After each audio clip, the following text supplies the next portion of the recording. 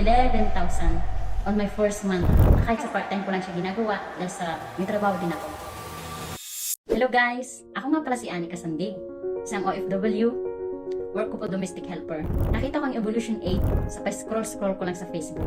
Tapos sinubukan ko mag-how. At tapos pina-attend ako ng event. And after ng event, nag-usap kami ni Coach Dave. At dahil sa kanya marami ako natutunan about sa community. Na-appreciate ko lahat ang natutunan ko sa kanya. At ngayon, almost 1 month na po ako.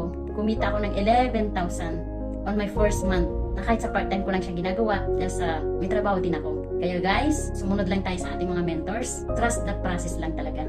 Dadating ang araw, magiging katulad din natin sila. Kung kaya nila, kaya din natin, di ba? Walang imposible. At sa mga gustong sumali sa Evolution 8, huwag na kayo magdalawang isip. Tara na guys, malay nyo, ito nang inaantay nyo para matupad ang lahat ng pangarap ninyo.